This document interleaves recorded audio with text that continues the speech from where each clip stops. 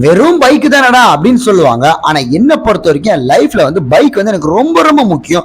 எதுக்காகனா பைக் என் கூட இருக்கும் போது எல்லாமே ஒரு பர்சன் இருக்கிற மாதிரி எனக்கு ஃபீல் ஆகும். ஆனா அதே பைக் என் கூட இல்லைன்னா என் கையோ என் காலோ போன மாதிரியே எனக்கு தோணுது. பைக் வந்து எல்லாரோட லைஃப்லயும் பசங்க லைஃப்ல முக்கியமா ரொம்ப ரொம்ப முக்கியம். என் லைஃப்ல வந்து பைக் 2 மாசம் ரிப்பேர் ஆகி நினைச்சு பாருங்க, என்னால தாங்கிக்கவே முடியல. என் பைக்ல வந்து அவ்வளவு ஃபால்ட் ஆயிடுச்சு. என்னன்னு வந்து பாத்தீங்கன்னா செயின் ஸ்பாக்கெட் போயிடுச்சு, ஃப்ரண்ட் அண்ட் பேக் டயர் போயிடுச்சு, ஃபோர்க்கு பெண்ட் ஆயிடுச்சு, அப்படி இப்படின்னு சொல்ற பார்த்து சில்லற ஃபால்ட்டா நிறையவே இருந்தது. சரி இதெல்லாம் செட் ஆகாது, நம்ம பைக் ரெடி பண்ணியே ஆகணும் அப்படின்னு சொல்லிட்டு நான் என்ன பண்ணேன், ரெடி பண்ண ஸ்டார்ட் பண்ணேன். சரி நானும் வண்டிலாம் தொடச்சிட்டு என்னென்ன ஃபால்ட் இருக்குன்னு செக் பண்ண ஆரம்பிச்சேன். எனக்கு ஒரு விஷயம் தோணுச்சு, இப்போ நான் சொல்லிக்கிறேன் பாருங்க.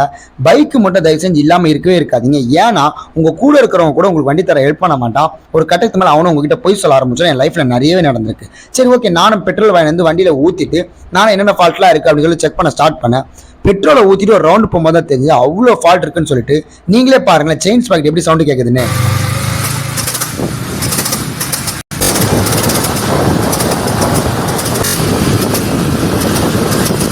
அங்க என்னமோ ஜெல்லி கொட்டுற மாதிரி சவுண்ட் கேட்டுச்சு பாத்தீங்களா? அது ஜெல்லி கொட்டுற சவுண்ட் இல்ல, நம்ம பைக்ல இருந்து வந்து செயின் ஸ்பாக் சவுண்ட். செயின் ஸ்பாக் ஃபுல்லாக போயிடுச்சு.